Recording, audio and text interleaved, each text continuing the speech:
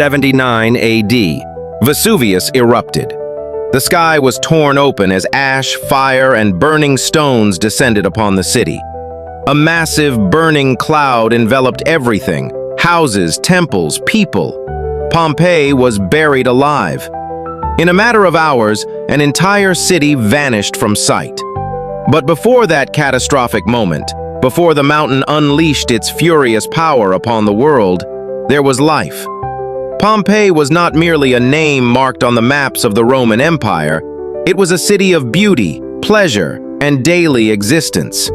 A city that thrived under the Mediterranean sun, protected by rolling hills and overlooking the shimmering sea. It seemed eternal, untouched by any threat to its harmony. Streets were meticulously paved, villas gleamed with internal gardens, and shops overflowed with every imaginable good. Every corner breathed abundance and civilization. Just hours before the catastrophe, Pompeii was alive. Sunlight illuminated marble columns, mosaics glimmered inside lavish homes, and the scent of freshly baked bread drifted through narrow streets. In the central square, merchants raised their voices to sell fabrics, fish, and spices. Children ran barefoot around fountains while women looked on from balconies. The city seemed eternal. Morning arrived with the clatter of carts carrying fruit and amphorae of wine. Vendors shouted prices, hands stretched out, coins jingled. Laughter of children mixed with the sound of water flowing in public fountains and mothers calling their young. Ovens churned out focaccias and round loaves, warm and destined for tables of both commoners and patricians. The air was thick with the aroma of oriental spices, olive oil, and incense burning in temples. In elegant neighborhoods, women strolled beneath porticos in light tunics, adorned with gold pins and amber necklaces. The wealthy lingered in the inner gardens of their domus, reading papyrus scrolls, sipping sweet wine, and discussing Roman politics as though it existed only in the distance. Pompeii was a city where time itself seemed curved, modern for its era, advanced, structured. Public baths were a marvel of engineering, hot water flowing through intricate pipes as men immersed themselves in the calidarium after labor, exchanging thoughts on business and philosophy. Yet above all this vibrant life, a silent presence loomed. Vesuvius nearby seemed benign. Its green slopes, dotted with vineyards, radiated calm. A familiar companion, ever present. No one imagined its hidden nature. Vesuvius was not recognized as a volcano. It was a mountain, generous and fertile. Its black earth produced exceptionally sweet grapes, giving rise to wines prized in Rome. Its shadows cooled the fields on hot afternoons. A constant, reassuring presence on the Pompeians' horizon, never questioned, never feared. And yet, the earth had whispered. In preceding months, small tremors shook the city. Walls creaked, wells sank, animals fled, yet life went on. Pompeii was accustomed to these subtle jolts. Few understood, and fewer still cared to understand. The ground vibrated, horses became restless, dogs barked inexplicably. Cracks appeared in homes, wells returned murky water. Elders spoke of ancient tremors, of times when the mountain quivered. People laughed at them, at the prophets. Pompeii was strong, solid, civilized. Civilization does not crumble for a tremor, for a crack in a wall. The earth was alive, yes, but always had been. Life continued, as if nothing unusual was occurring. Then, that day came. The day the sky itself seemed to vanish. The morning hours passed normally, even serenely. Meals were prepared, sheets washed, evening attire discussed. Priests officiated in temples. Slaves scrubbed columns. Children played with clay marbles. Everything was as it should be. Quiet, predictable, human. Late morning, August 24th. The ground vibrated, a deep, dull pulse like the heartbeat of the earth. Then a roar, immense, deafening. Vesuvius erupted. Not a mere sound, but a tearing, a cry from the underworld. Birds erupted into the sky as if propelled by an invisible force. Goats knelt in pastures. Men clutched their ears. Walls shook. Amphorae toppled. Doors flew open. And the sky began to change. A black column, sharp as a spear, surged upward. Ash, smoke, and incandescent stones rising. From Vesuvius's summit, a shadowy monster emerged, as if the mountain opened an invisible maw to vomit hell itself. The column climbed endlessly, black and thick, like a 1,000-year-old tree amplified 1,000-fold. Ancients might have called it a column of fire, but it was not fire. It was living ash, dense smoke, and incandescent lapilli dancing in the clouds. Blue sky turned gray, then brown, then black. The sun, once blazing, became a pale, trembling disk behind a curtain of dust. The air grew heavy. Heat pressed upon the lungs. Breaths shortened. Pumice began to fall, light, merciless. Millions of fragments, white, gray, red, rained down like slow, unstoppable hail. Initially thought harmless, the pumice soon became stones, bouncing off roofs and streets, striking heads and cutting flesh. Minute by minute, the ground thickened with debris. Roofs creaked, some collapsed. Ancient beams surrendered one by one. Patrician villas, warehouses, baths, all were unprotected. Streets filled with bodies. Those who could ran, but where? Some fled barefoot into the countryside, but the ash baked the ground.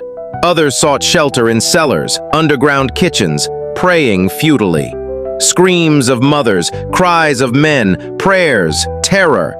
Pompeii had become a death trap. Streets were impassable, carts overturned, horses mad with fear. The port, once welcoming, became unreachable. Waves retreated in fright. Ash fell even on the sea, thickening the horror. Pompeii, thriving Pompeii, was now a labyrinth of suffering and disorientation. Hours passed. Minutes stretched like centuries. Families huddled seeking warmth, but oxygen was fading.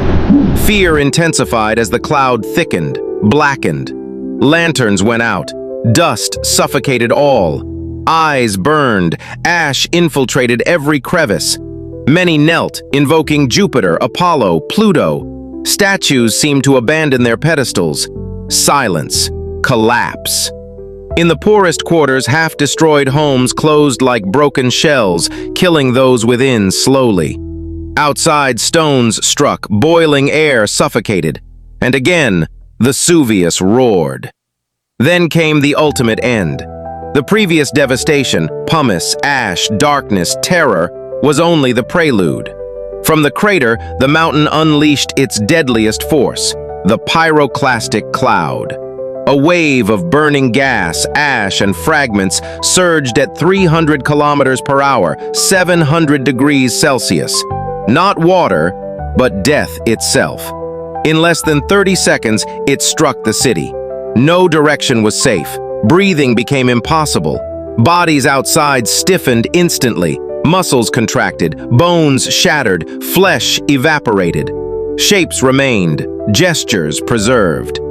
Inside, the cloud entered homes, slid under doors, suffocated inhabitants. Animals ran madly, people prayed silently, embraced loved ones. Death arrived, crystallizing life. A mother bent over her child. A man knelt in prayer. Lovers clung. A chained dog dug desperately, every act frozen, sealed for 2 millennia. Vesuvius's fury extended beyond Pompeii, consuming Herculaneum, Oplontis, Stabiae. Yet in Pompeii, fate preserved everything with eerie perfection. Columns fell, temples collapsed, streets filled, fountains silenced. Within 24 hours, Pompeii ceased to exist. Buried under 6 meters of ash and stone, its name faded. Survivors fled to Naples, Capua, recounting confused stories of a sunless day and a devouring mountain. Few believed. Few returned. The world forgot Pompeii. Time erased it, as ash had erased its streets.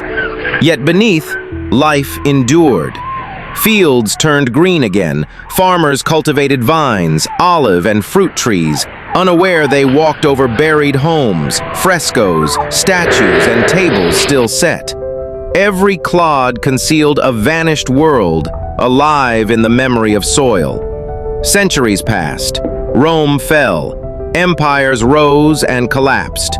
Pompeii slept, silent, intact, under meters of ash like a perfect coffin. In the Middle Ages, its name nearly vanished. Monks speculated, some searching Palestine, others dismissing it as myth. Meanwhile, under volcanic material, rooms, kitchens, stables, wells, and graffiti remained untouched. Pompeii was not destroyed, it was hidden, invisible. Then, in the 18th century, nearly by chance, it re-emerged. Workers digging a canal near the Sarno River uncovered frescoed walls, mosaic floors, Roman coins, intact amphorae. Scholars arrived. Slowly, the city revealed itself, frozen on its last day, astonishingly preserved. Frescoes, mosaics, utensils, beds, every detail spoke of interrupted life, preserved with delicate precision. Visitors were speechless, entering an ancient dream. Frescoes depicted myths, love, banquets. Kitchens ready to relight, beds abandoned midnight. Archaeology's miracle. Pompeii gave the past back in vivid detail. Then came the bodies. Initially thought empty cavities, plaster poured inside revealed human forms, motionless, petrified in death. Mothers protecting children, men shielding faces, young men as if sleeping. Each posture a story, each face a fragment of a soul. Pompeii had preserved life with terrifying care. No other site displayed death so humanly. Catastrophes leave ruins. Pompeii left life crystallized. Walking it is like entering a silent scream, lasting 2 millennia, still vibrating today. Pompeii speaks, not with sound, but through ruins, human casts, broken streets, suspended frescoes. Each visitor becomes witness, not merely observer. It is an archive of interrupted gestures, lives frozen at their most authentic moments. Bread on tables, combs on beds, footprints on the floor, humanity paused. The men and women of Pompeii were like us. They laughed, argued, dreamed, and suddenly, as in dreams, it all ended. Pompeii teaches us the intensity of life and how everything can vanish in hours. Those who visit also confront themselves, imagining, what if tomorrow were my last day? Pompeii tears us from the present to show the urgency of living fully, because none awoke expecting it would be their last, and for all, it was. Follow and subscribe for more video like this.